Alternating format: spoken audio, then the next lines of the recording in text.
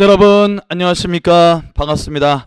자, 21년도 2차 시험이 끝났습니다. 자, 일단 결과를 떠나서 여러분들 정말 고생하셨고요. 비도 많이 오고 그 다음에 문제도 많이 어려웠죠. 근데 여러분들이 끝까지 포기하지 않으시고 열심히 하셔서 시험을 치고 나오시는 것만으로도 박수를 쳐드리고 싶습니다. 여러분들 정말 고생 많이 하셨고요. 일단 화살은 떠나갔습니다. 여러분들. 그렇기 때문에 이미 지나간 일에 대해서 너무 신경 쓰지 마세요. 자, 이미 어차피 끝난 시험이고 앞으로는 여러분들이 무엇을 해야 될지가 중요한 거지, 이미 끝난 시험을 여러분들이 막 고민하고 걱정한다 할지라도 결과는 바뀌어지지 않습니다. 그 다음에 제가 올해 시험이 많이 어려웠잖아요. 특히 영어가 많이 어려웠죠. 그래서 이제 많은 분들이 영어 때문에 좌절하실 것 같은데 이렇게 이제 어려운 경우에는요, 여러분들 너무 일찍 포기하지 마세요. 됐죠? 자, 어떻게 결과가 될지는 두고 보시길 바랍니다. 됐죠? 일단 가장 중요한 건 오늘 시험이 끝났잖아요, 여러분들. 결과를 생각하지 마시고 무엇보다 중요한 건 자기 자신을 좀 위로를 해주세요, 여러분들. 그거 얼마나 고생을 많이 하셨습니까? 됐죠? 놀고 싶은 것도 못 놀고 그 다음에 먹고 싶은 것도 제대로 못 먹고 여러분이 고생을 많이 하셨기 때문에 자기한테 토닥토닥, 됐죠? 정말 수고했어. 결과가 안 좋다 할지라도 이렇게 완주한 것만으로도 내 인생에서 중요한 교훈이 될 수 있어. 괜찮아. 결과 너무 신경 쓰지 마. 이렇게 하시면서 자기 스스로를 좀 많이 위로를 해달라는 부탁을 드리도록 하겠습니다. 됐죠? 뭐 옆에서 많은 분들이 뭐 멘붕에 빠지시고 야, 이렇게 시험이 어려우면 어떡하냐 막 이런 말을 많이 하실 텐데 그런 거 지금 생각하시면 무슨 의미가 있겠습니까, 여러분들. 됐죠? 그래서 그런 거 다 귀 닫으시고 자기를 보세요. 됐죠? 그간 힘들었던 자기를 보시고 자기를 이렇게 토닥토닥 어루만져 주면서 오늘은 일단 여러분들이 자기 자신에 대한 충분한 위로를 하는 시간을 갖는 것이 무엇보다 중요할 것 같습니다. 아무튼 여러분들 비도 오는데 정말 수고 많이 하셨고요. 자, 이제 오늘 제가 우리 경찰학 시험 2차 시험 총평과 해설을 하게 됐는데, 자, 일단 먼저 총평부터 간단히 말씀드리도록 하겠습니다. 올해 이제 2차 경찰학 개론 시험은요, 많은 분들이 좀 반응이 좀 엇갈리더라고요. 그래서 어떤 분들은 뭐 이 정도면 좀 무난했다, 뭐 조금 어렵긴 했지만 좀 그래도 풀기 쉬웠다, 이런 분도 계시고, 또 어떤 분들은 조금 많이 어려웠다, 이런 분도 계시고, 그래서 각자마다 워낙 그 반응이 다르기 때문에 제가 뭐 올해 시험이 쉬웠다, 어려웠다 이렇게 말씀드리면 좀 어려울 것 같은데, 확실한 건 됐죠? 절대 쉬운 시험이 아니었습니다. 됐죠? 그래서 중간 정도에서 예년에 비해도 약간 중에서 약간 높은 상 정도, 최소 그 정도 수준은 됐던 문제입니다. 됐죠? 왜 그러냐면 가장 중요한 건 개수 문제가 많이 나왔죠. 그래서 아마 우리 시험 경찰학 개론 시험에서 개수 문제가 4문제가 나왔는데요, 4문제로 나온 경우는 제일 많이 나왔습니다. 개수 문제가 좀 많았고, 근데 조금 쉽게 느끼신 분들은 아마도 됐죠? 지문 길이가 다른 과목보다는 지문 길이가 좀 짧았죠. 예년보다도 지문이 그렇게 길진 않았어요. 됐죠? 그래서 지문이 좀 짧았기 때문에 조금 쉽게 느끼는 게 아닌가 싶습니다. 그래서 뭐 개인마다 차이가 있지만 그래도 상 정도는 되는 시험이었다. 됐죠? 자, 하지만 시험이 조금 어렵긴 했습니다만, 됐죠? 여러분들이 앞에 과목에서 워낙 어렵다 보니까, 됐죠? 상대적으로 그냥 풀었으면은 여러분들이 충분히 좀 잘 풀 수 있는 문제들도 있었는데 워낙 앞에서 멘붕이 심하다 보니까, 됐죠? 경찰학 개론도 조금 많이 어렵게 느낄 수는 있을 것 같아요. 됐죠? 자, 그래서 여러분들이 차분하게 잘 푸셨다면 그래도 어느 정도 점수를 받을 수 있지 않아 싶었는데, 제가 이제 문제를 쭉 보고 다른 강사님들에 대한 뭐 총평도 제가 한번 들어봤고, 그 다음에 학생들 분들한테도 한번 얘기를 들어봤는데, 그래도 이제 문제가 조금 어렵긴 했습니다만 그래도 75점 정도는 자, 여러분들이 충분히 받을 수 있는 시험이 아니었나 싶어요. 됐죠? 자, 그래서 일단 총평은 어려운 시험은 아주 쉬운 시험은 아니었고, 그렇다가 아주 어렵지는 아니었지만 그래도 중상동조의 레벨은 됐었다. 됐죠? 자, 그 다음에 지문이 좀 짧았기 때문에 개수 문제가 좀 많이 나왔지만 지문이 조금 짧았기 때문에 충분히 75점 정도는 받을 수 있는 시험이었다. 그래서 75점에서 80점 정도만 받으셔도 됐죠? 괜찮게 잘 본 시험이었다. 자, 이렇게 자, 총평을 좀 마무리하고요.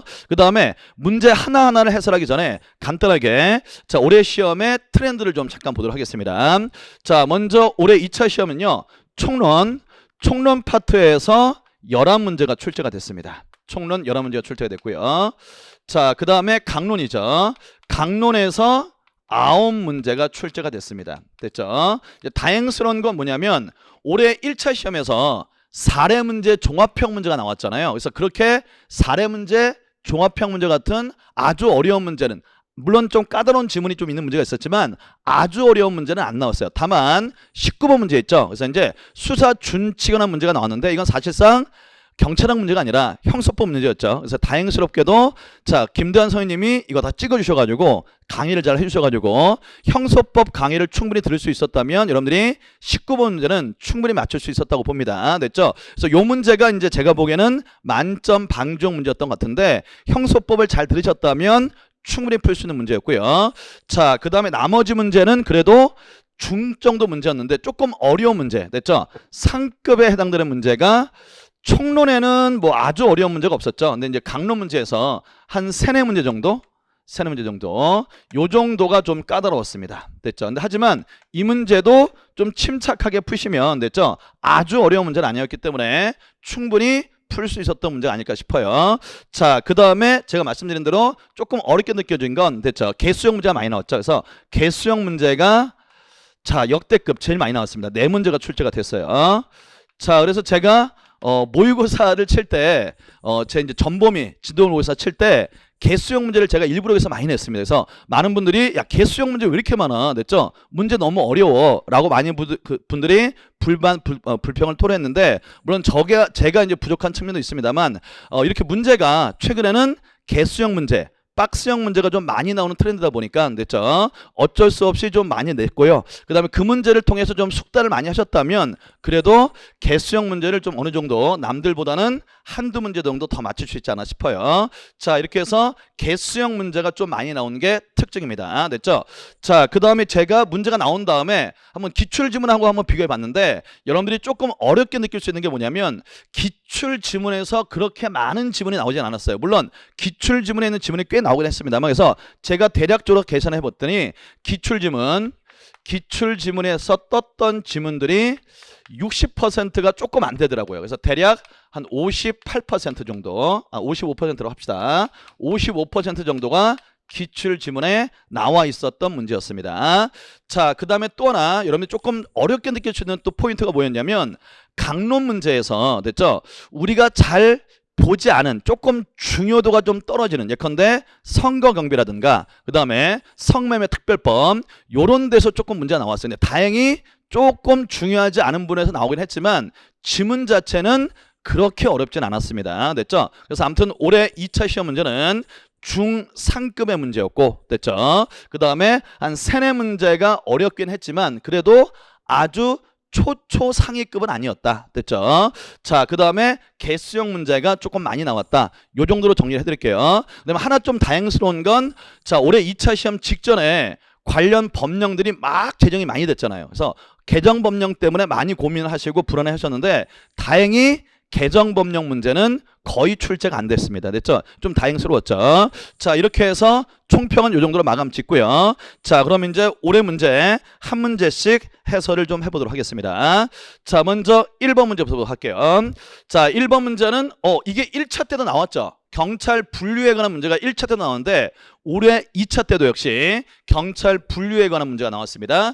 자, 문제는 기출지문에 거의 있는 내용들이에요. 경찰 분류에 대한 설명으로 가장 적절하지 않은 것입니다. 틀린 거. 1번 우리나라에서는 보통경찰관이 행정경찰, 사법경찰 업무를 모두 담당한다. 자, 여러분들 경찰관 직무집행법, 경찰법, 국가경찰과 자치경찰의 조직권이라는 법률. 자, 뭐라고 되어 있습니까? 행정경찰, 국민의 생신제 보호뿐만 아니라 범죄 수사도 경찰의 직무를 하고 있죠. 1번 지문은 맞습니다. 2번 지문 진압경찰. 자, 진압경찰은 경찰권 발동의 시점에 따른 분류였잖아요. 그래서 자, 위해가 발생하기 전에 이를 예방하는 예방경찰, 그 다음에 범죄가 발생했거나 위험이 터진 다음에 이걸 사후에 진압하는 진압경찰인데 이번은 이제 진압경찰에 관한 지문이에요. 진압경찰은 이미 발생한 위해를 제거하거나 범죄 수사를 위한 경찰 적용으로 범죄 수사, 범죄 제지, 그 다음에 총포 화학류의 취급 제한, 광견의 사살 등이 있다. 자, 요게 틀렸죠. 그래서 이제 앞에 나와 있는 지문은 진압경찰의 얘가 맞는데 여기 총포 화학류 취급 제한은 총포 취급을 아예 애초부터 금지해서 미연의 위험을 예방하는 거잖아요. 그렇기 때문에 2번 지문은 요 지문 때문에 틀렸습니다. 그래서 정답은 틀린 지문 2번이고요. 3번. 자, 경찰 활동의 질에 따른 분류죠. 그래서 봉사경찰, 질서경찰인데 봉사경찰은 서비스, 계몽지도 등 비권력적인 수단을 동원해서 경찰 활동하는 것이죠. 경찰 직무를 수행하는 경찰 활동으로 방범 지도, 예를 잘 보세요. 청소년 성도, 그 다음에 교통정보 제공, 수업 시간에 다 들어드던 예입니다. 봉사경찰의 예도 맞고요. 개념도 맞죠. 3번도 맞는 질문이고 4번 갑니다. 협의행정경찰과 보안경찰의 분류입니다. 협의행정경찰은 다른 주된 업무를 하면서 부수적으로 경찰 활동하는 것이죠. 그래서 다른 행정장의 부서에서 그 행정기관과 관련해서 발생하는 위험을 방지하기 위해 행해지는 경찰령으로, 자, 예를 잘 봐야죠. 경제경찰, 산림경찰, 철도경찰, 뭐 가장 대표적인 협의의 경찰의 예도 맞습니다. 됐죠? 따라서 4번 지문도 맞는 지문. 자, 1번의 정답은 2번이 되겠습니다. 되시겠나요? 어렵지 않은 지문이었고요. 자, 이거 뭐 기출문제 나와 있었던 지문이기 때문에 1번 문제는 어렵지 않게 맞추셔야 됩니다. 넘어갑니다. 2번 문제. 자, 우리나라의 경찰의 역사적 사실을 오래된 것부터 바르게 나열한 것을 고려한 문제였습니다. 자, 제가 한국 경찰 역사에서 됐죠? 이 순서를 나열하는 문제, 이거 나올 수 있다고 했고 모의고사에도 몇 번 문제를 냈죠. 그래서 여러분들이 이 문제는 뭐 순서를 배열하는 문제, 나머지는 큰 문제가 없는데 여기 이제 뭘 집어넣었어요? 경찰 윤리 강령을 집어넣어서 연도 문제하고 섞어냈습니다. 됐죠? 근데 여러분들 우리가 공부할 때 됐죠? 경찰윤리 강령은 순서만 외우면 되고 연도까지는 굳이 안 외워도 된다고 했잖아요. 근데 이 문제도 마찬가지예요. 자, 나머지는 여러분들 연도를 좀 아셔야 되는데, 자, 경찰 윤리 강령에 대한 부분은 연도를 몰라도 순서만 알아도 충분히 풀 수 있는 문제였습니다. 자, 일단 기억은 연도를 모른다고 하고요. 니은 갈게요. 내무부 민방위본부 소방국으로 소방 업무를 이관했다. 자, 요거 제가 아주 중요하고 시험에 잘 넣어드렸죠. 자, 이거 언제입니까? 1975년이죠. 됐죠? 그 다음에 디귿, 이건 뭐 다 알고 계시죠? 경찰 공무원법을 제정한 시기는 1969년이고요. 됐죠? 그 다음에 치안본부에서 경찰청으로 승격한 시기, 이건 뭐 너무 쉽죠? 경찰법이 제정된 91년입니다. 됐죠? 자, 그럼 일단 요것만 순서를 배열하면 디귿, 그 다음에 두 번째 니은, 그 다음에 미음입니다. 됐죠? 그래서 요것만 순서를 배열해도 2번하고 4번은 답이 아니에요. 자, 그럼 나머지는 1번 아니면 3번인데 여러분들 우리가 경찰 윤리 강령은 순서는 외웠죠. 윤, 세, 헌, 서입니다. 기억나시죠? 자, 그러면 여기 경찰 서비스 헌장, 이게 서잖아요. 맨 마지막에 오고, 그 다음에 경찰 윤리 헌장이 기억. 됐죠? 여기가 이제 윤이죠. 됐죠? 자, 이렇게 순서가 매겨집니다. 자, 그러면 요 순서까지 넣어서 보면, 자, 이 경찰 서비스 헌장이 1988년이에요. 1998년이에요. 됐죠? 이걸 몰라도 돼요. 됐죠? 요 순서만 맞으면 정답이 3번이라는 걸 알 수 있습니다. 참고적으로 경찰 윤리 헌장은 1966년입니다. 됐죠? 자, 이렇게 해서 정답은 3번이 정답이 됩니다. 됐죠? 자, 여기 나와 있는 거 그렇게 어렵지 않습니다, 여러분들. 이 문제도 충분히 기본 강의만 들으셨어도 충분히 맞출 수 있는 문제였고요. 자, 그 다음에 3번 문제로 넘어가도록 하겠습니다. 경찰의 임무에 대한 설명으로 가장 적절하지 않은 것은, 자, 틀린 것을 고르는 문제입니다. 자, 이것도 역시 제가 경찰 임무 파트, 요거는 나올 수 있다고 했어요. 자, 지문 볼까요? 1번 문제. 자, 국가경찰과 자치경찰의 존임 우연한 법률 3조에서는 경찰의 임무로 국민의 생신재 보호, 범죄 피해자 보호, 교통의 단속과 위해 방지 등을 규정하고 있다. 맞죠? 자, 우리가 이제 경찰법상 또는 경찰관 직무집행법상 직무의 범위 어떻게 했습니까? 생범 경정이 교회에서 질서 유지한다고 했죠. 그래서 생신재 당이 들어가고요. 그 다음에 생범이니까 범죄 수사, 범죄 피해자 못 들어가고요. 교회에서 교도 들어가죠. 따라서 1번 지문은 맞습니다. 2번 법질서의 불가침, 공공의 안녕의 제1요소로, 자, 공공의 안녕의 제1요소 뭐였습니까? 법질서의 불가침 맞죠? 공법규범에 대한 위반은 일반적으로 공공의 안녕에 대한 위험으로 취급되어 경찰권 발동의 대상이 된다. 자, 2번도 맞죠? 법질서의 불가침, 공공의 안녕의 제1요소. 그 다음에 공법 질서에 대한 위반은 바로 현실적으로 위험이 없어도 위험이 있다고 간주된다고 했잖아요. 그렇기 때문에 경찰권 발동의 대상이 된다. 2번도 맞습니다. 됐죠? 3번 공공의 질서란 원만한 공동체 생활을 위해 필수무한 전유권으로서 공공의 사회의 개개인의 행동에 대한 불문규범의 총체 맞죠? 공공의 질서는 불문규범의 총체, 공공의 안녕은 성문규범의 총체. 기억나시죠? 자, 공공의 질서는 시대에 따라 변하는 상대적이고 유동적 개념이다. 자, 3번도 맞네요. 4번 갑니다. 위험의 개념, 가까운 장래의 공공의 안녕, 질서에 손해가 나타날 수 있는 가능성이 개개의 경우 충분히 존재하는 상태를 의미한다. 위험의 개념은 맞네요. 자, 그런데 위험은 구체적 위험과 추상적 위험으로 위험의 정도에 따라 구분할 수 있죠. 근데 경찰의 개입, 경찰권 발동은 구체적인 위험이 있을 때만 가능하다. 자, 기출문제 여러 번 나왔던 질문이죠. 틀렸습니다. 자, 경찰권 발동은 구체적 위험도 가능하지만 추상적 위험 단계에서도 경찰권을 발동할 수 있습니다. 따라서 마지막 지문 4번 지문 마지막 부분이 틀렸습니다. 정답 4번이 되겠고요. 3번의 정답 4번입니다. 자, 4번은 넘어갈게요. 다음 중 경찰 인권보호규칙상 경찰청 및 그 소속기관의 장이 진정을 기각할 수 있는 경우로 기각이에요. 기각할 수 있는 경우로 가장 적절한 것은 입니다. 됐죠? 자, 요거 제가 막판에 찍어드릴 때 뭐라고 그랬습니까? 자, 이 문재인 정부에서는 인권이 워낙 강조되기 때문에 올해는 인권보호규칙이 한번 나올만하다고 했어요. 자, 그래서 인권보호규칙이 나왔고요. 그 다음에 문제도 어렵지 않게 나왔습니다. 제 수업을 들으신 분들은 다 기억하실 텐데, 자, 기각 제가 어떻게 오라고 그랬습니까? 아주 간단해요. 기각 사유는 3불이라고 했습니다. 3불. 3불이 뭐예요? 자, 불가능, 불필요, 불침해입니다. 기억나시죠? 불가능, 불필요, 불침해. 요 세 가지만 진정의 기각사유입니다. 됐죠? 그 다음에 나머지는 다 각하사유라고 그랬죠. 특히 명백이란 말이 들어가면 각하사유다. 기각사유가 딱 세 개니까 기각사유만 외워라. 불가능, 불필요, 불침해. 3불. 되셨나요? 자, 그 다음에 중지사유도 있죠. 중지사유는 더 간단해요. 뭡니까? 소재불명확. 소재불명확이 나오면 중지사유였어요. 자, 그러면 이 4번 문제는 뭐 금방 풀 수 있겠죠. 진정인이 진정을 취소하면 각하사유입니다. 그 다음에 2번 사건 해결과 진상규명의 핵심적인 중요 참고인의 소재를 알 수 없는 경우. 됐죠? 소재불명확. 됐죠? 소재를 파악할 수 없으면 이거는 중지사유죠.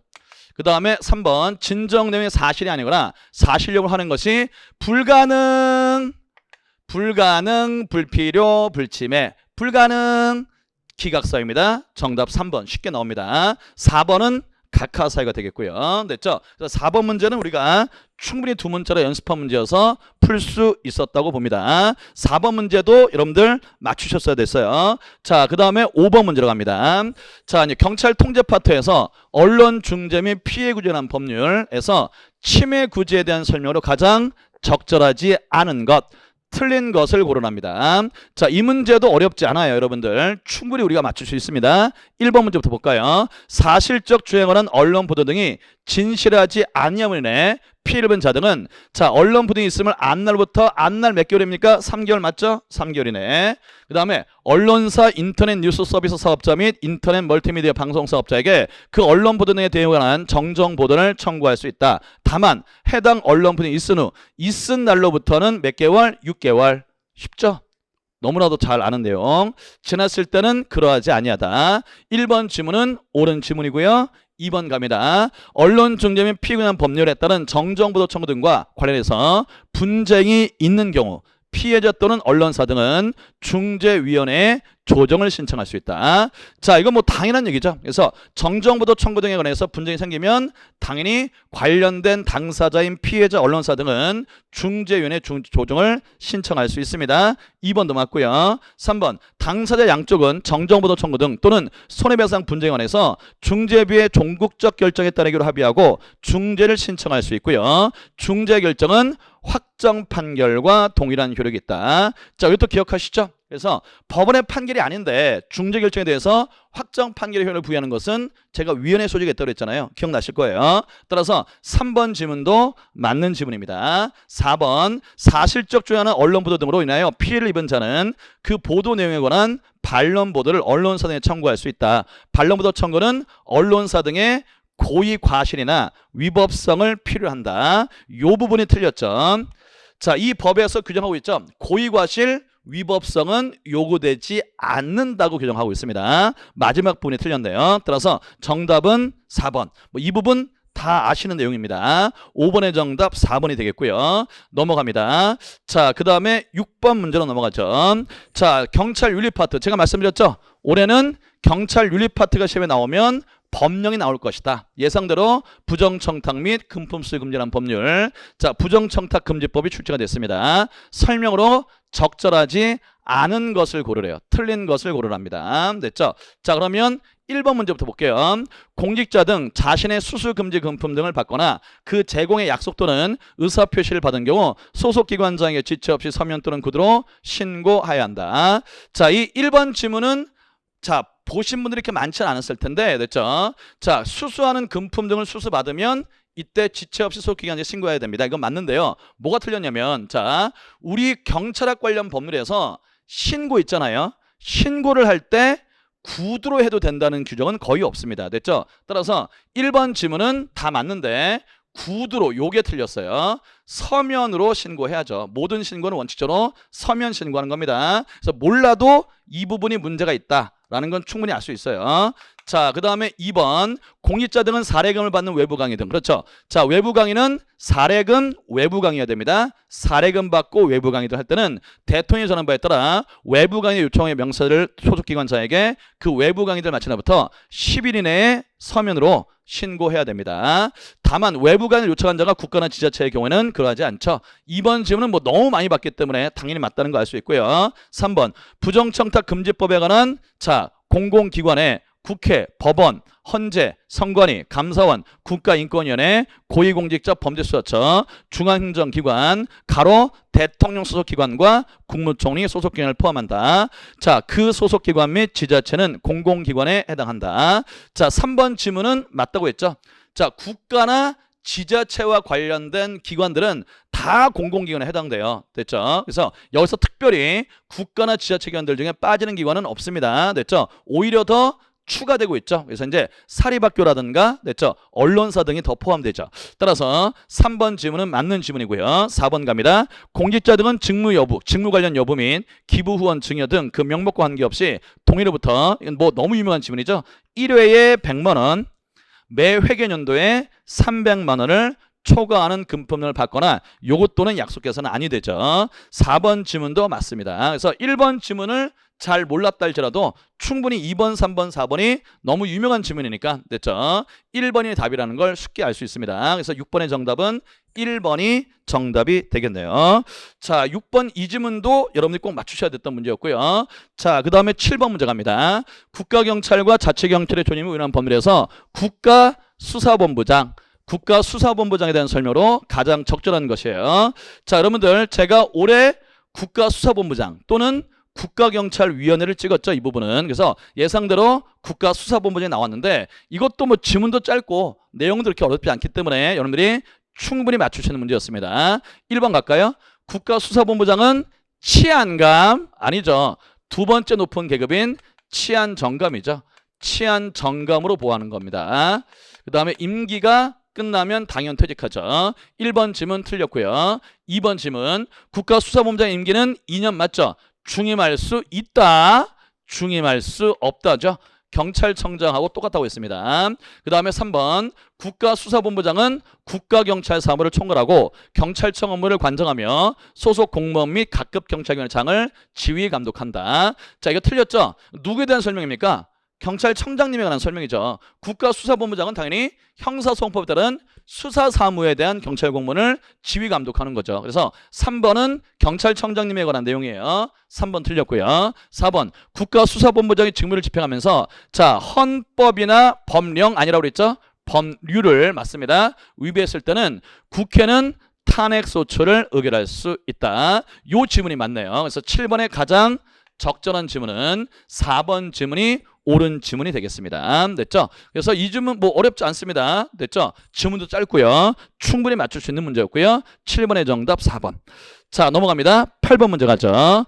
자, 경찰 공무원법과 국가공무원법상 공통된 임용 결격 사유가 아닌 것은, 야, 진짜 이 문제가 대박이죠? 저도 이게 나올 줄 몰랐어요. 됐죠? 근데 제 강의를 듣거나 또는 모의고사 또는 기출문제 해설을 들으신 분들은 이거 딱 보면 제가 아마 생각났을 거예요. 됐죠? 그래서 자, 이제 올해 21년도에 관련 법령들이 개정되면서 웬만한 결격 사유에 다 제가 뭐라고 그랬습니까? 피한정 후견인은 다 빠졌습니다. 국가공무원법도 빠지고 경비법도 빠지고 기억나시죠? 그래서 다 빠졌는데 우리 경찰공무원법에만 피한정 후견이 아직 남아있다고 했죠. 그래서 보나마리건 정답은 1번입니다.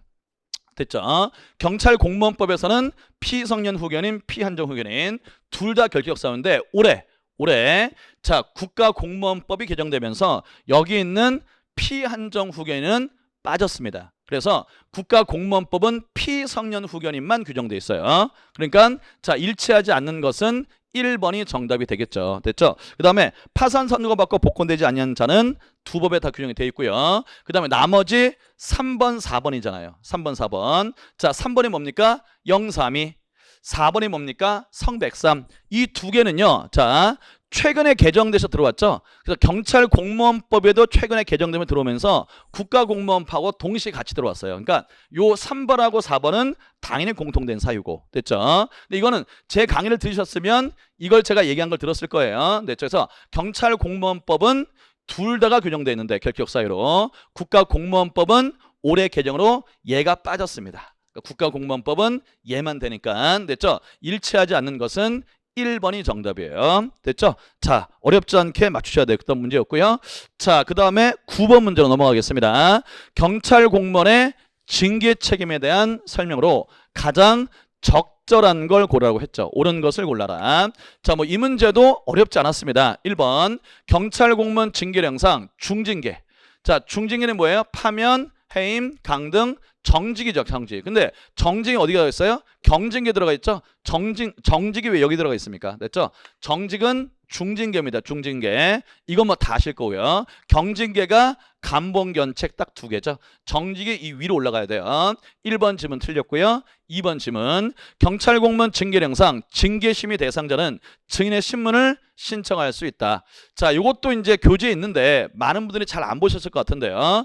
자, 징계심의 대상자는 당연히 증인의 신문을 신청할 수 있고요. 이 경우 징계위원회 위원장이 그 채택 여부를 결정한다고 되어 있는데 이 부분이 틀렸습니다. 자, 증인 신문을 신청하면 징계위원회의 위원장이 아니라 위원회의 의결로 채택 여부를 결정하도록 되어 있어요. 따라서 2번 지문도 틀린 지문입니다. 3번 국가공무원법상 정직은 1개월 이상 3개월 이하의 기간으로 하고 정직 처분을 받은 자는 그 기간 중 공무원의 신분은 보유하나 직무에 종사하지 못하며 보수의 3분의 2를 감한다. 자, 다 맞게 돼 있는데 마지막 지문이 틀렸죠. 그래서 정직하고 강등은 일을 안 합니다. 일을 안 하기 때문에 보수는 전액 감액을 하는 거죠. 3분의 1 감액이 아니라 전액 감액입니다. 따라서 3번도 틀렸고요. 4번 질문 경찰공무원법상 경무관 이상이에요. 경무관 이상 경찰공무원에 대한 징계을은 국가공무원법에 따라 국무총리 소속으로 설치된 징계위원회에서 한다. 자, 4번 요게 맞네요. 그래서 경무관 이상은 딱 요만 개라고 그랬죠. 국가공무원법상 경찰공무원법상 징계위원회가 아니라 국가공무원법상 국무총리 소속하에 있는 징계위원회로 간다고 했습니다. 경무관 이상 계급도 맞죠. 따라서 자, 9번의 정답은 4번이 옳은 지문이 되겠습니다. 자, 여러분들 여기까지 뭐 많이 어렵나요? 됐죠? 크게 어려운 지문은 없었습니다. 넘어갑니다. 10번 문제로 넘어가죠. 자, 요것도 나왔네요. 보안 업무 시행 규칙에서 제한구역에 해당하는 것은 모두 몇 개냐? 제 수업을 들으셨던 분들은 이 문제 다 맞췄을 거라고 봅니다. 됐죠? 제가 뭐라고 했나요? 1차 때 경찰 관리 파트에서 문제가 한 문제도 안 나왔다. 그러니까 올해는 관리 파트에서 꼭 문제가 나올 거라고 예상을 했고, 특히 중요한 건 그렇죠. 보안 관리가 오랫동안 안 나왔기 때문에 보안 관리 파트에서 꼭 나올 거다라고 얘기했는데 역시 보안 관리 파트에서 한 문제가 나왔습니다. 됐죠? 자, 그래서 여기 뭐 자, 보안 업무 시행 규칙에 규정되어 있는 자, 제한 구역이에요. 제한 구역. 자, 그래서 우리가 이걸 어떻게 외웠나요? 통제 구역하고 제한 구역 두 개를 외우면 되는데 어차피 문제는 섞이니까 됐죠? 통제 구역만 외워달라고 제가 부탁을 드렸죠? 통제 구역. 자, 통제 구역은 우리가 어떻게 외웠나요? 기억납니까? 두 문자. 비암이. 됐죠? 시골에서 뱀을 비암이라고 한다 그랬잖아요. 비암이 기상해서 무기로 처리했다. 이렇게 외우면 된다고 했죠. 비암이 기상하여 무기로 처리했다. 이러면 이게 통제 구역이잖아요. 그러니까 요걸 빼고 나머지만 고르면 제한 구역이 되겠습니다. 됐죠? 자, 그럼 여러분들 B가 뭐죠? 비밀이라는 말이 들어가면 돼요. 그 다음에 암이 뭡니까? 암호라는 말이 들어가는 거죠. 자, 그럼 기가 뭡니까? 기록실이죠. 기록실. 그 다음에 상이 뭡니까? 상황실이고요. 무기는 이제 무기자가 들어가는 거고요. 처리는 처리실을 말합니다. 됐죠? 자, 그러면 이제 요거 가지고 지문을 보시면 돼요. 전자교환기 통합장비실. 이건 뭡니까? 자, 비암, 기상, 무기 처리 없죠? 그래서 기억은 제한구역이 맞습니다. 니은 정보통신관제센터. 자, 여기도 없죠? 이런 말. 됐죠? 따라서 니은도 제한구역에 해당되고요. 그 다음에 정보보안 기록실. 기록실. 됐죠? 자, 여기 기가 있잖아요. 기록실은 통제구역입니다. 됐죠? 자, 리을 경찰청, 시도경찰청, 항공대. 됐죠? 자, 여기 없죠? 이것도 제한구역입니다. 자, 마지막 종합 상황실. 상황실. 여기 상황실 있잖아요. 이것도 통제구역이죠. 됐죠? 따라서 요 두 개 빼고 나머지 기억, 니은, 리을 요 세 개가 제한구역이 되겠습니다. 기억나시죠? 비암이 기상하여 무기로 처리했다. 통제구역. 나머지 고르시면 돼요. 따라서 정답은 3개. 요 3개가 제한구역이 되겠습니다. 되시겠나요? 됐죠? 자, 이렇게 해서 이 부분 정리 다 됐고요. 잠시만요. 왜 이러냐? 자, 잠깐만요. 자, 10번까지 풀었습니다. 자, 11번 문제로 넘어갈게요. 자, 이제 11번 문제는 경찰관 직무집행법 문제입니다. 자, 다음 중 보호조치죠. 보호조치에 대한 설명으로 가장 적절한 것을 물어봤네요. 옳은 것을 고르랍니다. 옳은 거. 1번 경찰관 직무집행법 제4조 1항에 따라 긴급구호를 요청받은 보건의료기관이나 공공구호기관은 정당한 이유 없이 긴급구호를 거절할 수 없죠. 다만 긴급구호를 요청받은 응급의료 종사자가 정당한 이유 없이 거절하면 경찰관 직무집행법에 따라 처벌한다. 틀렸죠. 그래서 앞에는 맞는데 경직법에서는 의료 관련 종사자가 정당한 서유 없이 이걸 거절하면 처벌 규정은 경직법에는 없다고 했습니다. 기억나시죠? 의료 관련 법률에 처벌 규정이 있죠. 따라서 1번 지문은 틀렸고 이건 기출문제 나왔던 문제이기 때문에 어렵지 않게 판단할 수 있을 것이라고 봅니다. 2번 지문 가볼까요? 경찰관은 경찰관 직무집행법 제4조 1항에 조치를 했을 때는 보호조치, 지체 없이 구호 대상자의 가족, 친지 또는 그 밖의 연고자에게 그 사실을 알려하며, 맞죠? 보호조치하면 지체 없습니다. 지체 없이 자, 가족, 친지 등에게 알려야 되고요. 연고자가 발견되지 아니할 때는 구호 대상자를 적당한 경찰관서에 즉시 인계해야 한다도 맞죠? 자, 그럼 2번이 맞습니까? 아니죠. 틀렸죠. 그래서 기출문제는 주로 인계해야 한다. 이걸 인계할 수 있다. 이렇게 많이 바꿔냈는데 이 문제는 이건 맞긴 했고요. 어디를 바꿨냐면 요걸 틀긴 했죠. 자, 적당한 관할 경찰관서. 아니죠, 여러분들. 됐죠? 그래서 자, 연고자 등에게는 누굽니까? 그렇죠. 발견되지 아니하면 구호 대상자를 경찰관서에 두면 안 될 거 아니에요. 상식적으로. 됐죠? 자, 공공구호기관 또는 보건의료기관 이런 데 넘겨야 될 거 아닙니까? 됐죠? 그렇기 때문에 관할경찰관서가 아니라 공공구호기관, 보건의료기관에게 인계해야 됩니다. 됐죠? 따라서 요걸 바꿔냈어요. 됐죠? 양아치 같긴 한데 그래도 요 2번 문제 틀렸고요. 그래서 기출지문 문제를 많이 보는 것도 중요하지만, 됐죠? 기출문제에 완전히 빠져 계시면 이런 게 또 안 보일 수 있어요. 그래서 기출문제는 여러분들이 반드시 공부하시고 꼼꼼히 봐야 되지만 됐죠? 실전에 가서 기출문제 그대로 풀려고 하시면 이런 지문이 안 보일 수 있습니다. 이 점 항상 명심하시고 기출 지문을 보셔야 됩니다. 2번도 틀렸고요. 3번 갑니다. 경찰관은 경찰관 직무집행법 4조 1항에 조치를 하는 경우에 구호 대상자가 휴대하고 있는 무기, 흉기, 기타 위험한 물건을 일으킬 수 있는 물건으로 인정되는 물건을 경찰관서에 임시로 영치해 놓을 수 있다. 임시 영치할 수 있다가 맞죠.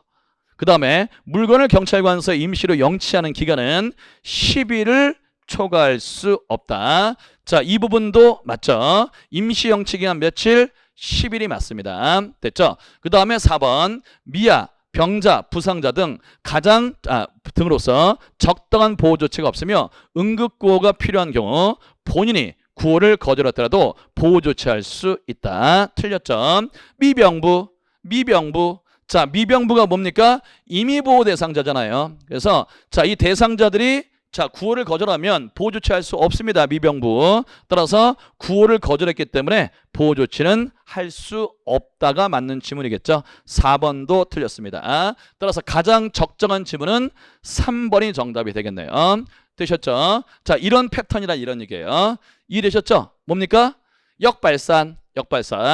옳은 것을 고르라고 했습니다. 당연히 지문이 길면 길수록 틀릴 확률이 높으니까 됐죠? 지문이 긴 게 틀리겠구나라고 생각하기 쉬운데 오히려 이렇게 가장 3번 지문이 가장 지문이 길잖아요. 3번 지문이 가장 지문이 긴데 이게 오히려 맞는 지문이었어요. 됐죠? 역발산에서 문제를 풀라고 그랬죠. 아무튼 이거 스킬이고요. 3번이 아무튼 답이 됩니다. 그래서 11번의 정답 가장 적절한 지문은 3번이 되겠습니다. 여기까지. 자, 여기까지가 총론 11문제였습니다. 자, 여러분들 한번 풀어봤는데 어렵습니까? 물론 어려운 부분, 좀 까다로운 부분도 있을 수 있는데요. 기본 강의만 여러분들이 충실히 들으시고 됐죠? 크게 다른 것과 혼동하거나 됐죠? 실수를 하지 않는다면 충분히 11문제 다 맞출 수 있었습니다. 그래서 제가 보기에는 여러분들이 올해 경찰에 좀 좋은 점수를 받으시려면 총론 이 11문제 중에서 그래도 10문제 정도는 됐죠? 한 문제 정도는 실수로 틀리시다고 보고 10문제 정도는 맞추셔야 되지 않았나 싶습니다. 아무튼 이렇게 해서 총론 파트 문제 함께 풀어봤고요. 자, 그럼 이제 강론 문제로 넘어갑니다. 자, 강론 문제 첫 번째 문제는 뭐 범죄 원인론. 이건 뭐 언제나 중요하죠. 그래서 범죄 원인론 문제가 나왔는데요. 범죄 원인론에 관한 설명으로 적절하게 연결되지 않은 것. 틀리게 연결된 것을 고르라고 했습니다. 자, 먼저 1번 쇼와 맥케이 뭡니까? 사회 해체 이론이죠. 내용을 한번 볼게요. 빈민, 슬럼 지역에서 범죄 발생률이 높은 것은 도시의 산업화, 공업화 과정에서 지역사회 제도나 규범 등이 극도로 해체되기 때문에 이 지역에서는 자, 비행정 전통과 가치관이 사회 통제력을 약화시켜서 일탈이 야기되며 이러한 지역은 구성원이 바뀌더라도 비행 발생률은 감소하지 않는다. 자, 쇼와 맥케이의 사회 해체론에 관한 내용으로 아주 맞는 내용이죠. 오히려 교재보다도 잘 설명이 되어 있죠. 됐죠? 자, 뭡니까? 사회가 극도로 발달함에 따라서 기존의 전통적 사회가 해체되고 그럼에 따라서 사회에 대한 기존의 통제력이 약화되면서 범죄가 발생한다. 이게 사회 해체론이잖아요. 학자들도 잘 봐야 되는데 쇼와 맥케이 맞습니다. 됐죠? 또 하나 중요한 거 이러한 비행 발생률은 구성원과 관계없이 구조적으로 발생하기 때문에 비행 발생률은 구성원이 바뀌더라도 감소하지 않는다고 봅니다. 1번 질문 당연히 맞는 내용이고요. 그 다음에 2번 질문 갑니다. 자, 레클레스. 자, 레클레스는 우리가 견제론이라고 했죠. 견제론 기억합니까? 그래서 우리가 다른 건 기억하지 못한다 할지라도 레클레스는 견제론 뭐는 기억납니까? 좋은 자아관념. 됐죠? 그래서 자신을 통제할 수 있는 좋은 자아관념이 됐죠? 범죄로 나아가는 차단 역할을 한다는 거죠. 근데 내용을 봤더니 고전주의 범죄 이론에 기반을 둔 것으로 좀 이상하죠? 인간은 범죄로부터 얻을 수 있는 이익보다 더 큰 고통을 받게 되면 범죄를 저지르지 않을 것이라는 전제를 하고 있다. 범죄 통제를 위해서는 처벌의 엄격성, 신속성, 확실성이 되며 이 중 처벌의 확실성이 가장 중요하다. 자, 이거 뭡니까? 고전주의 범죄 이론에 기반해서 자, 인간을 합리적으로 봐서 자, 범죄로 인한 이익과 그로 인한 피해를 이익 형량에서 범죄 여부를 결정한다. 이게 뭡니까? 신고전주의 이론이죠. 신고전주의 이론이에요. 따라서 2번은 견제 이론, 좋은 자아관념이란 말이 나와야 됩니다. 됐죠? 따라서 2번이 신고전주의라는 내용이고요. 됐죠? 2번 지문이 쉽게 틀린 지문이라는 걸 알 수 있습니다. 자, 그 다음에 3번 지문 갈게요. 버제스와 에이커스 차별적 강화 이론. 기억나십니까? 제가 이거 어떻게 얘기했죠? 버제스와 에이커스의 차별적 강화 이론 뭡니까? 벌을 줘야 되는데 에이커스 A 학점 뒀다. 자, 보죠. 비행에 대해서 보상을 주거나 비행에 대해서 벌하지 아니하면 그런 것 때문에 범죄가 더 발생한다는 거죠. 내용 봤더니 범죄 행위의 결과로서 보상이 취득되고 처벌이 회피되면 그 행위, 즉 범죄 행위가 강화되고 보상이 상실되고 처벌이 강화되면 그 행위는 약화된다. 자, 차별적 강화에 대한 내용 맞죠? 3번도 맞고요. 4번 갑니다. 머튼의 긴장이론, 아노미론 됐죠? 자, 근데 요거는 우리가 이제 아노미론 하면은 이제 뒤늦게를 생각하시는데 됐죠? 요거는 머튼의 아노미론이에요. 목표와 그 목표를 이루기 위한 수단과 간격이 커지면서 아노미 조건이 유발되어 분노와 좌절이라는 긴장이 초래되고 그 목적을 달성하기 위한 수단으로서 범죄를 선택한다. 뭐 4번은 눈치밥으로 쉽게 맞는 지문인 거 알 수 있습니다. 됐죠? 자, 아노미 이론이 두 가지인데 뒤늦갱하고 머튼의 긴장 이론입니다. 자, 그러면 이때 아노미 뭡니까? 무규범, 무질서 상태죠. 됐죠? 이런 경우에는 자, 사회에 대한 간격 또는 분노심이 유발돼서 범죄로 나아간다. 긴장이 초래된다. 머튼의 긴장이론, 아노미론 맞습니다. 따라서 12번도 틀린 지문은 2번이라는 거 어렵지 않게 알 수 있었어요. 12번의 정답 2번이고요. 넘어갑니다. 13번 문제.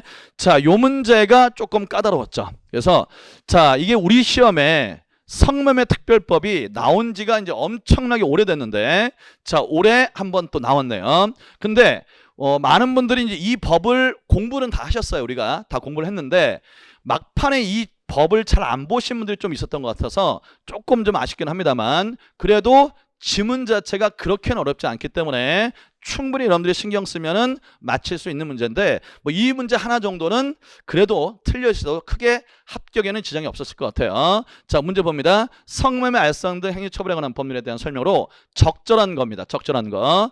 적절한 것은 모두 몇 개냐? 개수적 문제죠. 자, 기억할까요? 성매매, 불특정인 상대, 금품, 그 밖의 재산 상익을 수수하거나 자, 수수하기로 약속하고 자, 뭡니까? 성매매는 불특정 다수인 대가관계 그 다음에 성교행위, 유사성교행위 포함되는데 뭐라고 되어 있어요?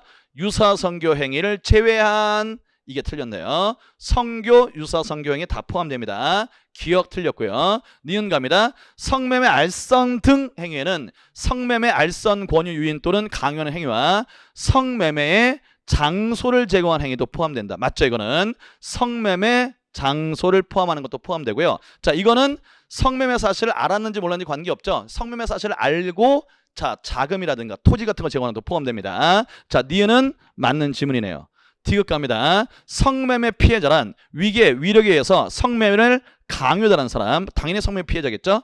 성매매 목적에 인신매매 당한 사람, 당연히 성매매 피해자입니다. 등을 말한다. 다만 고용관계로 인하여 보호 또는 감독하는 사람에 의해 마약에 중독되어 성매매를 한 사람은 성매매 피해자에 포함되지 않는다. 이거 말이 안 되잖아요. 됐죠? 그래서 성매매를 위계, 위로 강요당한 사람도 성매매 피해자가 되는데 마약에 중독시켜서 성매매를 강요한 사람이 포함이 안 되면 누가 되겠습니까? 따라서 디귿은 틀린 지문이고요. 됐죠? 자, 이렇게 마약 등에 중독되어 성매매를 강요당한 사람도 성매매 피해자에 포함됩니다. 됐죠? 디귿은 틀린 지문이고요. 리를 갑니다. 자, 요게 이제 좀 까다로웠는데 검사 또는 사법경찰관은 수사 과정에서 피의자 또는 참고인이 성매매 피해자에 해당한다고 볼만한 상당한 이유가 있을 때는 지체 없이 법정 대리인, 친족 또는 변호인에게 통지하고 신변보호 수사에 비공개, 친족 또는 지원시설, 성매매 피해 상담소의 인계 등 그 보호에 필요한 조치를 하여야 한다. 자, 여러분들 우리가 공부했죠? 필요한 조치는 거의 대부분이 다 하야 한다가 맞습니다. 됐죠? 자, 그다음에 다만 피의자 또는 참고인의 사생활 보호 등 부득이한 사유가 있는 경우에는 통제하지 아니할 수 있다. 자, 요것도 관련 조문의 내용으로 맞습니다. 근데 이 리을 지문이 보통 잘 안 보셨을 것 같아요. 제 교재에도 이 리을 지문은 빠져 있습니다. 솔직하게 얘기해야지. 됐죠? 근데 요거 몰라도 됐죠, 여러분들? 개수적 문제이기 때문에 자, 미음을 먼저 볼게요. 성매매 피해자의 성매매 형을 감경하거나 면제할 수 있다. 이거 뭐 쉽게 알 수 있죠. 성매매 피해자의 성매매는 그렇죠. 처벌하지 아니한다죠. 그래서 요건 뭐 확실히 틀렸고요. 자, 그럼 결국은 자, 적절한 것을 모두 그러는데 니은 아니면 하나 또는 두 개일 거예요. 하나 아니면 두 개인데 자, 이건 어쩔 수 없습니다. 됐죠? 제 교재에 없어서 여러분들한테 죄송하다는 말씀을 드리고 됐죠? 리을 지문 여러분들이 자, 어쩔 수 없습니다. 감으로 상식으로 풀 수밖에 없는 문제였어요. 그래서 정답은 한 개 아니면 두 개인데 자, 결론은 리을이 맞는 지문이기 때문에 정답은 두 개가 정답이 되겠습니다. 됐죠? 자, 요 리을 지문이 조금 교재에 없어서 어려울 수 있었는데 자, 그래서 요 둘 중에 하나를 자, 어쩔 수 없이 상식으로 풀 수밖에 없었습니다. 죄송한 말씀 드리고 요 문제 빼놓고는 크게 여러분들이 어려운 문제는 없었다고 보여집니다. 넘어갈게요. 자, 13번 문제가 좀 까다로웠습니다. 14번 문제 갈게요. 아동학대 범죄 처벌대응 특례법에 대한 설명으로 가장 적절하지 않은 것이에요. 자, 이 문제는 뭐 우리가 지겹게 풀었죠. 그래서 이제 자, 1차 때 가폭법이 나왔기 때문에 올해 2차 때는 뭐 아동학대 처벌 특례법 이게 나올 거라고 제가 얘기했고 문제도 계속 냈잖아요. 냈죠? 이건 쉽게 맞추실 거라고 봅니다. 적절하지 않은 걸 고르는 거예요. 1번 아동학대 신고 의무자가 보호하는 아동에 대하여 아동학대 범죄를 범한 때는 그 죄에 정한 형의 2분의 1까지 가중한다가 맞죠? 할 수 있다 아니죠? 그래서 신고 의무자가 자, 아동학대 범죄를 정하면 2분의 1까지 가중한다가 맞습니다. 이거 잘 나오는 지문 1번 맞는 지문이고요. 2번 갑니다. 아동학대 범죄 현장을 발견한 경우 자, 학대 현장 이외의 장소에서 학대 피해가 확인되고 재학대 위험이 급박한 경우 사법경찰관리 또는 아동학대 전담 공무원은 피해 아동 등의 보호를 위해서 즉시 응급조치 자, 뭐입니까? 응급조치는 가폭법과 똑같죠? 하여야 한다. 자, 응급조치에는 아동학대 범죄 행위의 제지, 아동학대 행위자의 피해 아동들로부터 격리, 그 다음에 피해 아동 등을 아동학대 관련 보호시설로 인도. 자, 그래서 우리가 이거 어떻게 했나요? 가폭법은 응급조치 재인격통이었고 여기 아동학대 범죄에서는 그렇죠. 자, 통만 빠집니다. 그래서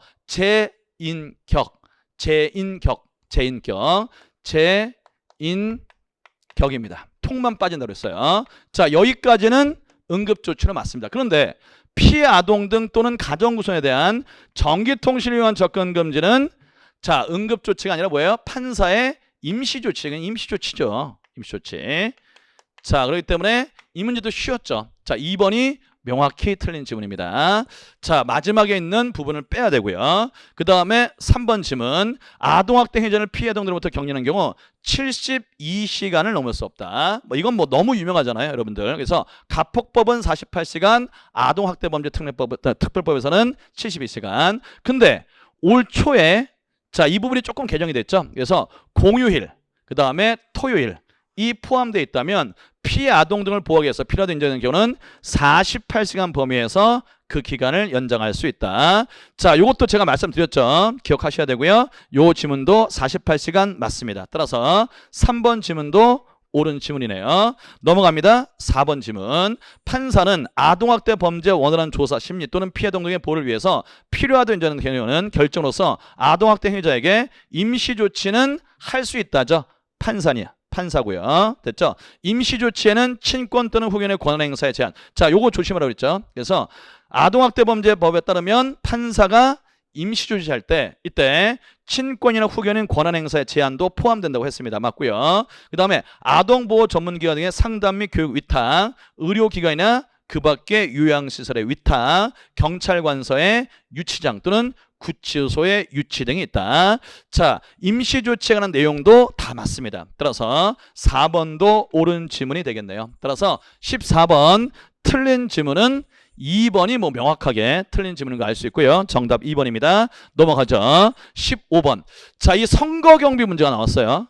자, 그래서 작년에 국회의원 선거가 있었고 자, 이랬는데도 불구하고 작년에 안 나오고 올해 지방선거가 있어가지고 선거 경비 문제가 나왔습니다. 자, 그래서 선거 경비 문제가 나왔는데 뭐 내용은 어렵지 않아요, 여러분들. 조금 우리가 생각하지 못한 문제가 나오긴 했는데 지문 자체가 어렵지 않기 때문에 여러분들이 조금만 신경 쓰시면 쉽게 맞출 수 있는 문제입니다. 선거 경비에 대한 설명으로 가장 적절한 것을 고르래요. 자, 1번 갑니다. 통상 비상근무 체제는 선거기간 개시일부터 개표 종료 때까지이며 경계 강화 기간은 선거기간 개시일부터 선거일 전까지다. 1번이 맞네요. 자, 우리가 공부했죠. 자, 뭡니까? 선거기간 개시일이 언제예요? 이게 선거 공고일부터입니다. 됐죠? 이날부터 됐죠? 자, 개표 종료실 때까지 비상근무하는 거 맞죠? 자, 어떻게 됩니까? 선거기간 개시, 선거 공고일부터 선거일 전까지는 경계 강화, 비상업무 규칙 중 경계 강화. 그 다음에 선거를 하는 그 당일 날에는 자, 개표 종료실까지 가포 비상이었습니다. 그러니까 다 비상근무 체제로 돌아가죠. 그래서 1번 지문은 맞는 지문이고요. 1번이 정답입니다. 2번 대통령 후보자는 가포 아니죠. 대통령이 가포 대상이고요. 후보자는 의료 대상자죠. 자, 나머지 지문은 한번 읽어보세요. 맞는 지문입니다. 그 다음에 3번 지문이요. 투표소의 질서 유지는 선거관리위원회와 경찰이 합동을 하고 경찰은 112 순찰차를 투표소 밖에 배치하여 겁정근무인 순찰을 실시하고 정복경찰을 투표소 내에 배치해야 된다. 자, 3번 틀렸죠. 여러분들 투표소 경비는 어떻게 되십니까? 개표소 내부. 개표소 내부는 선관위가 단독으로 하죠. 다만 선관위 힘으로 질서유지가 안 될 때 됐죠? 경찰에게 원조를 요청할 수 있고요. 그때 출동하는 경찰관이 정복을 입는 거지 투표소 내에 정복을 입는 경찰관을 항상 배치하는 것은 아닙니다. 됐죠? 그래서 앞에 분도 틀렸죠. 투표소의 질서유지는 자, 개표소 안에는 선관위만. 그 다음에 울타리 내곽은 선관위와 경찰이 합동. 울타리 외곽은 경찰. 이기 때문에 이 부분도 틀렸다고 보여져요. 그래서 3번 지문도 틀렸고요. 됐죠? 4번 지문 공직선거법상 누구든지 개표소에는 무기 등을 지닐 수 없습니다. 맞죠? 선거관리위원회 위원장의 원조유가 있더라도 개표소 안으로 투입하는 경찰관이라 할지라도 무기를 휴대할 수 없다. 이 부분이 틀렸네요. 그래서 경찰관이 원조 요청을 받아서 투표소, 개표소 안으로 들어갈 때는 이때는 무기를 휴대할 수 있습니다. 요것만. 이 외에만 자, 무기 휴대가 안 되죠. 따라서 4번 지문도 틀린 지문이었고요. 그래서 자, 15번 문제는 지문 자체가 그렇게 어렵진 않았는데 됐죠? 아마 막판에 좀 못 보신 분들이 있을지 않을까 싶습니다. 그래도 지문이 쉬웠기 때문에 충분히 맞출 수 있는 문제 정답 1번이고요. 넘어갑니다. 16번 문제로 갈게요. 자, 도로교통법 문제입니다. 다음 기억에서 이룰 중 옳고 그름의 표시 OX가 바른 것을 고르라고 했습니다. 자, 이제 실전에서 스킬로 써먹을 수 있는 문제가 한 문제밖에 안 나왔네요. 됐죠? 그래서 다음 중 모두를 골라라. OX가 맞는 거. 이런 게 나와야 이제 스킬을 써가지고 이제 빨리빨리 푸는데 요 문제 하나 나왔어요. 자, 요 문제. 자, 먼저 이럴 땐 제가 보기를 보라고 그랬죠? 자, 보기를 볼까요? 자, 이 보기를 보면은 1대 3이죠. 자, 니은은 2대 2죠. 디귿은 1대 3이죠. 이것도 1대 3이네. 그러니까 먼저 읽어야 될 지문은 니은입니다. 니은을 딱 읽으면 자, 반반으로 나눠지니까 두 개의 지문이 날아갈 거 아니에요. 자, 그러면 니은 지문을 먼저 보겠습니다. 자동차 등을 운전하는 사람은 자, 면허권자가 누굽니까? 시도경찰청장이죠. 시도경찰청으로부터 운전면허를 받아야 된다. 다만 도로교통법 2조 제19 남목의 원동기를 단 차 중에서 교통약자의 이동편의 증진법 제2조 1호에 따른 교통약자가 최고 속도 시속 20km 이하로만 운행할 수 있는 차를 운전하는 경우에는 그러하지 아니하다. 자, 니은 지문 여러분들 맞는 지문이에요. 니은 지문. 자, 이것도 이제 도로교통법에 나와 있는 조문인데 자, 이 단서가 좀 까다로웠죠. 됐죠? 자, 그런데 도로교통법에 보면은 자, 교통약자의 경우에는 이렇게 교통약자가 최소 시속 20km 이하로만 운행할 수 있는 차를 운전하는 경우에는 시도경찰청장 운전면허를 받지 않아도 되도록 되어 있습니다. 왜냐하면 이런 사람들까지 운전면허를 받아야 되면 얘가 교통약자고 됐죠? 이 편의를 증진하는 법의 취지가 맞지 않잖아요. 그래서 니은 지문은 조금 까다롭지만 맞는 지문입니다. 됐죠? 그래서 니은은 일단 동그라미로 보시고요. 그러면 2번 아니면 4번이 답이죠. 2번하고 4번을 비교해보면 기억은 같죠. 그 다음에 디귿이 다르네요. 리을도 다르고요. 디귿, 리을 아무거나 읽으시면 답이 나올 겁니다. 자, 그럼 더 짧은 게 있는 게 좋겠죠. 리을을 읽어볼까요? 어린이의 보호자는 어린이가 행정안전 불응을 저하는 인명보호장구를 착용한 경우를 제외하고는 도로에서 개인형 이동장치를 운전하게 해서는 아니 된다. 됐죠? 자, 이거 우리가 문제 풀어봤죠? 그래서 도로통법에서는 어린이가 뭡니까? 도로통법상 13세 미만자잖아요. 13세 미만자는 개인형 이동장치는 원동기 면허가 있어야 되는데 13세 미만자가 어린이고 13세 미만자 어린이는 면허를 받을 수가 없잖아요. 16세가 안 되니까. 됐죠? 그러니까 어린이의 경우에는 보호자가, 됐죠? 어린이가 개인형 이동장치를 운전하게 해서는 아니 되도록 되어 있습니다. 그래서 만약에 보호자가 어린이가 개인형 이동장치를 운전하는데 그걸 내비두면 이때는 어린이를 처벌하는 게 아니라 이 보호자를 과태료를 때리도록 되어 있잖아요. 기억나십니까? 우리가 과태료까지 외웠죠. 그래서 리을 지문은 틀렸습니다. 왜 틀렸다? 이게 없죠. 인명보호장구를 착용한 경우를 제외하고는 이게 없습니다. 그래서 언제든지 보호자는 어린이가 개인형 이동장치를 운전하도록 해서는 안 됩니다. 무조건. 따라서 제한 사유가 들어가기 때문에 리을 지문은 틀렸어요. 됐죠? 자, 그래서 정답은 니은 맞고 리을 틀렸습니다. 그래서 정답은 4번이 정답이 되겠습니다. 됐죠? 자, 그러면 이제 나머지 지문도 잠깐 볼까요? 나머지 지문은 쉽습니다. 기억하죠? 자동차란 철길이나 자동차요. 자동차, 철길이나 가설된 성을 이용하지 아니하고 원동기를 사용하여 운전되는 차로서 승용차, 승합차, 화물자동차, 특수자동차, 이륜자동차, 원동기 자전거를 말한다. 다만 건설기계는 제외된다고 되어 있죠. 자, 건설기계는 포함됩니다, 여러분들. 됐죠? 그래서 이 기억도 틀린 지문이고요. 그 다음에 디귿 갑니다. 어린이 통합버스가 도로에 정차하여 어린이나 영유아가 타고 내리는 중임을 표시하는 전멸 등의 장치를 작동 중일 때는 어린이 통합버스가 정차한 차로와 그 차로의 바로 옆 차로에 통하는 차의 운전자는 어린이 통합버스 이르기 전에 일시 먼저 정지해야죠. 일시 먼저 정지하고 안전을 확인한 다음에 서행하도록 되어 있습니다. 반대 차선의 경우도 마찬가지죠. 1차선의 경우는 디귿 지문은 맞고요. 따라서 X, O, O, X. 따라서 정답은 4번이 정답이 되겠습니다. 됐죠? 자, 그 다음에 17번 문제 갑니다. 뭐 집시법 문제인데요. 우리가 예상했던 문제가 나왔죠. 집시법 시행령 설명으로 적절하지 않은 것은 모두 몇 개냐? 틀린 것이 모두 몇 개냐? 이것도 역시 개수형 문제였습니다. 개수형 문제 좀 많았죠. 자, 기억 갑니다. 집회 또는 시위의 주차는 확성기 등을 사용하여 타인에게 심각한 피해를 주는 소음으로서 주거학종 기억나시죠? 지역에서 주간이에요. 주간 등가소음도입니다. 등가소음도 65데시바 이하 기준을 위반하는 소음을 발생해서는 아니 된다. 자, 이거 뭐 다 맞췄겠죠.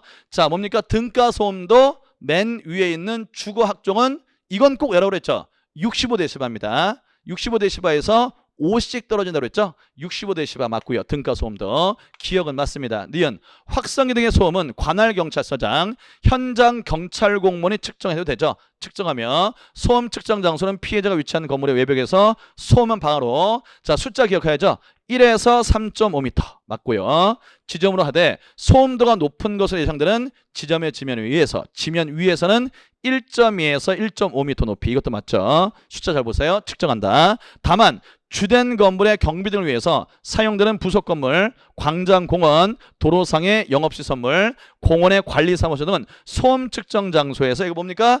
제외한다가 맞죠? 포함한다로 자주 나오죠. 제외한다 맞습니다. 따라서 니은도 옳은 지문이고요. 디귿 갑니다. 관할경찰관서장은 집회 또는 시위 주체가 대통령이 정하는 기준을 초과하는 소음을 발생시켜 타인에게 피해를 주는 경우에는 그 기준 이하의 소음 유지 명령, 확성기의 사용 중지 명령을 하거나 확성기의 일시 보관 등 필요한 조치를 할 수 있다. 자, 요거는 외우시라고 그랬죠. 자, 요거는 필요한 조치 할 수 있다가 맞습니다. 됐죠? 따라서 디귿쯤은 내용 확성기 위반 조치에 대한 내용도 맞고요. 할 수 있다까지 맞습니다. 디귿도 딩동댕. 리를 갑니다. 집회 시행한 법률 14조는 예술, 체육, 종교 등에 관한 집회 및 1인 시위에 대해서도 적용된다. 자, 리을이 틀렸네요. 자, 이거 우리가 아주 중요했죠. 그래서 원래는 이제 예술, 체육, 종교 등에 관한 집회는 자, 집시법상 일부 조항만 적용 안 됩니다. 신고 안 해도 되죠. 근데 이 확성기 소음 피해에 대한 조문은 이 예술, 체육, 종교 등에도 적용돼요. 근데 1인 시위는 뭡니까? 아예 집시법상 시위가 아닙니다. 1인 시위는 아예 집시법상 시위가 아니죠. 그래서 1인 시위는 집시법상 시위가 아니기 때문에 얘는 아예 집시법 자체가 적용이 안 돼요. 그러니까 1인 시위에 대해서도 확성기의 사용 제한이 적용된다고 했기 때문에 이 부분이 틀렸어요. 이 부분이. 됐죠? 책에 이 지문이 똑같은 지문이 있습니다. 이 부분 틀렸습니다. 따라서 리을이 틀렸네요. 자, 정답은 그래서 자, 문제가 뭐였죠? 자, 적절하지 않은 것이죠. 적절하지 않은 것은 마지막 지문 하나만 틀렸습니다. 그래서 정답은 1개, 1번이 정답이 되겠네요. 됐죠? 자, 넘어갑니다. 18번 문제. 자, 이제 안보경찰, 보안경찰 파트인데 올해 1차 때 북한 이탈주의 보호정착촌의 범인이 나왔기 때문에 올해 또 이게 안 나올 거라고 봤는데 올해 나왔어요. 근데 다행스럽게 아주 쉽게 문제가 나왔죠. 북한 이탈 주민의 보호 및 정착촌의 범인에 대한 설명으로 가장 적절하지 않은 것은 틀린 겁니다. 1번 위장 탈출 혐의자. 국내 입국 후 3년 맞습니다. 3년 지나서 보호 신청한 사람은 보호 대상자로 결정하지 아니할 수 있다. 기억나시죠? 워낙 중요한 조문이니까 다 아실 거예요. 1번 지문은 맞습니다. 2번 지문 북한 이탈 주민으로서 북한 이탈 주민 보호 정착 진행 법률에 의한 보호를 받고자 할 때는 재외공간장 등의 보호 조치를 직접 신청해야 되죠. 원칙은 직접 신청해야 된다. 이 부분 맞고요. 다만 보호를 직접 신청하지 아니할 수 있는 대통령을 정하는 사회에 있는 경우에는 그러하지 않습니다. 대통령령 사회가 있으면 그러하지 않죠. 2번도 아주 유명한 조문 맞는 지문이고요. 3번 보호 신청을 받은 재외공간장 등은 지체 없이 맞습니다. 그 사실을 소속 중앙행정기관장을 거쳐가지고 통일부 장관, 국정원장에게 통보해야죠. 그래서 조치의 여부는 통일부 장관이 원칙적으로 판단하게 됩니다. 그래서 자, 재외공간장 지체 없이 중앙행정기관장을 거쳐서 통일부 장관, 국정원장에게 통보해야 한다까지 다 맞습니다. 3번도 맞는 지문이고요. 자, 이제 4번이 뭐 너무 쉽게 틀린 지문인지 알 수 있어요. 경찰청장은 뭐 이미 틀렸죠. 그래서 이 법에서는 경찰청장이 주로 나오는 경우는 없다고 했어요. 경찰청장은 보호 신청자에 대해서 보호 결정을 위해서 필요한 조사 및 일상인 신변 안전 조치 등 임시 보호 조치를 한 후 지체 없이 그 결과를 통일부 장관과 국정원장에게 통보해야 한다. 다 맞는데요. 뭐가 틀렸습니까? 경찰청장이 아니라 주어는 이거 국정원장이죠. 그래서 국정원장이 됐죠. 통일부 장관에게 이건 빼야 됩니다. 통보해야 되죠. 그래서 4번 지문이 명확히 틀렸습니다. 따라서 18번의 정답은 4번이 정답이고요. 자, 19번 갑니다. 저도 이 문제 보고 깜짝 놀랐습니다. 됐죠? 형소법에서 배우는 내용이 경찰에게서 나왔어요. 뭐 아무튼 올해는 형소법에서도 수사준칙이 또 많이 나왔다면서요. 됐죠? 다행스럽게 자, 제가 감사하다고 말씀드렸는데 됐죠? 김대한 선생님이 뭐 다 찍어준 내용이라고 하더라고요. 그래서 이제 뭐 이건 어쩔 수 없습니다. 됐죠? 경찰이 다룬 내용이 아니라 형소법에 가까운 내용이니까. 그래서 여러분들이 맞추는 데는 아마 큰 지장이 없었을 것 같아요. 아마 이제 이 문제는 만점 방지로 낸 것 같은데 자, 여러분들이 형소법에서 충분히 잘 공부하셨다면 충분히 맞출 수 있는 문제였습니다. 자, 검사와 사법경찰관의 상호협력과 일반적인 수사 준칙에 관한 규정에 대한 설명으로 가장 적절한 것을 고르라는 겁니다. 1번부터 볼까요? 검사는 사법경찰관에게 수사경합입니다. 수사경합에 따른 사건 성취를 요구할 때는 그 내용과 이를 구체적으로 적은 서면으로 해야죠. 여기까지 맞습니다. 사법경찰관은 요구받는 날부터 10일 이내 아니죠. 7일 이내로 규정되어 있죠. 7일 이내입니다. 이 부분이 틀렸고요. 1번 X. 2번 갑니다. 사법경찰관은 수사 중지 결정을 한 경우 7일 이내 맞습니다. 사건 기록을 검사에게 송부해야죠. 여기까지 맞고요. 송부해야 한다도 맞습니다. 이 경우 검사는 사건 기록 송부로부터 30일 이내에 반환해야 된다. 2번이 맞네요. 2번 다 맞는 내용이고요. 3번 갑니다. 검사는 사법경찰로부터 송치받은 사건에 대해서 보완 수사가 필요하다고 인정하는 경우는 직접 보완 수사를 하는 것을 원칙으로 한다. 틀렸죠. 이미 틀렸죠. 자, 검사는 송치받은 사건에 대해서 보완 수사가 필요하면 어떻게 됩니까? 특별한 사정이 있지 않으면 자, 사법경찰관에게 보완 수사를 해달라고 요구해야 됩니다. 직접 보완 수사하는 건 예외적인 경우죠. 그래서 자, 검사가 특별히 내가 직접 보완 수사할 필요가 있다라는 예외적인 경우에만 직접 보완 수사할 수 있고, 원칙은 사법경찰관에게 시켜서 보완 수사를 요구해야죠. 따라서 3번 지문도 틀린 지문이고요. 4번 갑니다. 검사는 사법경찰관에게 재수사를 요청하는 경우에는 관계 서류와 증거물을 송금한 날부터 90일 이내에 해야 하며, 여기까지 맞죠? 90일 이내에 재수사 요구해야 됩니다. 알고 계시죠? 90일이 지난 이후에는 불송치 결정에 영향을 줄 수 있는 명백히 새로운 증거 또는 사실이 발견된 경우를 제외하고 재수사 요청할 수 없다. 자, 이 콤마 다음이 뭐예요? 자, 여기 나와 있는 불송치 결정에 영향을 줄 수 있는 명백한 새로운 증거 또는 사실이 발견된 경우 됐죠? 요 때만 90일을 넘겨서 재조사를 요청할 수 있다는 얘기잖아요. 아닙니다. 사유가 하나 더 있죠. 그래서 증거물이 허위, 위조, 변조될 만한 상당한 사유가 있으면 이때도 90일을 넘겨서 재수사 요청할 수 있도록 돼 있죠. 형사법에서 배우셨죠. 따라서 4번은 요거 제외하고 요것만 제외하고 하나가 더 있습니다. 4번 지문 틀렸죠. 따라서 19번의 가장 옳은 지문은 2번이 정답이 되겠습니다. 형사법에서 여러분이 당연히 공부했을 때 영이라고 보고요. 자, 근데 이 문제는 틀렸어도요. 됐죠? 80점 맞는 정도는 큰 지장이 없습니다. 75점 정도는. 자, 20번 문제 갑니다. 자, 이제 외사경찰 파트인데요. 자, 이 부분도 이제 출입국관리법이 작년에 나왔는데, 1차 때 나왔는데, 다시 또 출입국관리법이 나왔어요. 외국인 강제 퇴거 대상으로 적절하지 않은 것은 모두 몇 개냐. 자, 이거 여러분들. 자, 얼핏 보면은, 이거 내면 되게 많은데, 나 못 외웠는데, 이렇게 생각하기 쉬운데, 제가 원리를 알려드렸잖아요. 글로 풀면은 충분히 풀 수 있어요. 자, 외국인 강제 퇴거 대상자. 무려 조문에는 14가지 서입니다. 이걸 어떻게 다 외워요? 됐죠? 제가 뭐라고 그랬습니까? 일단 팁은 뭐뭐뭐 위반한 사람. 뭐뭐뭐 위반한 사람. 이게 나오면 그 앞에 뭐가 붙는 게 정말 말도 안 되는 게 붙지 않느라는, 됐죠? 뭐뭐를 위반한 사람이면은 다 외국인 강제 퇴거 대상자가 됩니다. 그러니까 보시면 여기 위반한 사람을 볼게요. 외국인 등록 의무를 위반한 사람. 당연히 위반한 사람 대상자가 되고요. 자, 그 다음에 법무장관이 정한 거소 또는 활동 범위의 제한이나 그 밖에 준수사항을 위반한 사람. 이것도 됩니다. 됐죠? 그 다음에 지방 출입국 외국인 관서장이 붙인 조건부 입국 허가 조건을 위반한 사람. 자, 그러면 이 세 가지가 나오는데 이 앞에 들어가는 말이 뭐 상식적으로 크게 잘못된 말이 아니잖아요. 그렇기 때문에 니은, 그 다음에 리을, 미음. 팀만 알아도 풀 수 있어요. 됐죠? 요거는 강제 퇴거 대상자가 되고요. 그 다음에 여기 디귿 있잖아요. 디귿. 디귿은 이건 꼭 외우라고 그랬습니다. 아주 중요하니까. 됐죠?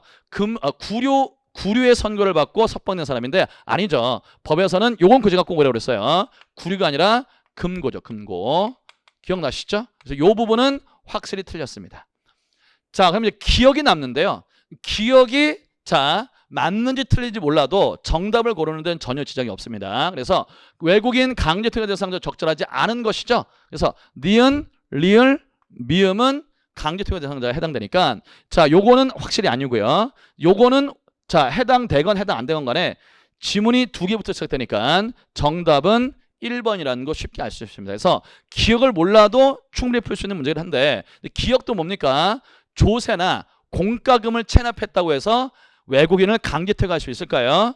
이거는 형평이 안 맞죠. 그래서 기억은 강제 퇴거 대상자에서 제외됩니다. 됐죠? 이 부분을 조금 여러분들이 안 외웠다 할지라도 기본적인 팁만 알고 있어도 충분히 풀 수 있는 문제였어요. 그래서 외국인 강제 퇴거 대상자가 안 되는 사람은 디귿하고 기억 두 사람입니다. 그래서 정답은 2개, 1번이 정답이 되겠네요. 자, 이렇게 해서 이제 우리가 문제를 풀어봤는데요.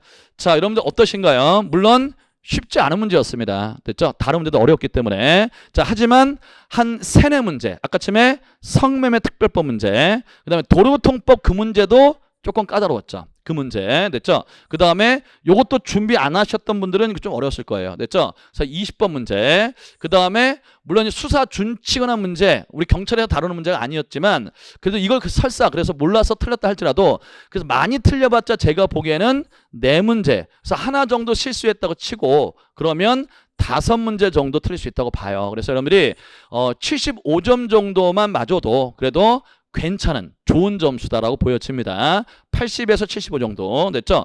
자, 요 정도면 괜찮은 점수였기 때문에 그 정도 점수를 맞는다면 여러분들이 충분히 공부를 좀 하셨다면 맞을 수 있는 점수가 되지 않았을까 싶어요. 아무튼 여러분들 수고 정말 많이 하셨고요. 됐죠? 여러분들의 합격을 진심으로 기원하면서 경찰학은 여기까지 하도록 하겠습니다. 여러분들 감사합니다.